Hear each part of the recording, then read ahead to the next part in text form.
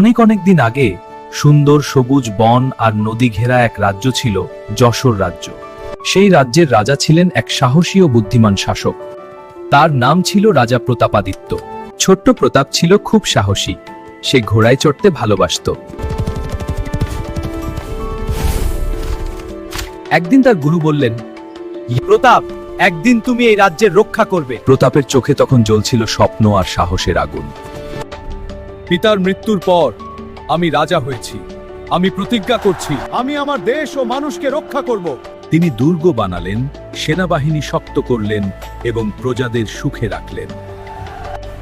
আমাদের রাজা শুধু শক্তিশালী নন, তিনি ন্যায়পরায়ণও। সেই সময় বাংলায় শক্তিশালী শাসন করত মুঘল সাম্রাজ্য। মুঘল সেনারা বাংলার অনেক অঞ্চল দখল করতে চাইছিল। আমার রাজ্য আমি রক্ষা করব। শুরু হলো ভয়ঙ্কর যুদ্ধ। ভয় পেও না, আমরা বাংলার সন্তান। কিন্তু ভাগ্য সবসময় সহায় হয় না। কিছু বিশ্বাসঘাতকতার কারণে প্রতাপাদিত্য পরাজিত হলেন।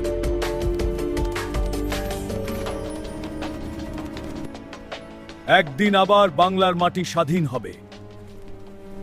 আজও মানুষ তাকে মনে রাখে একজন সাহসী বীর হিসেবে। সাহস আর দেশপ্রেম কখনো হারায় না। বীররা চিরদিন মানুষের হৃদয়ে বেঁচে থাকে।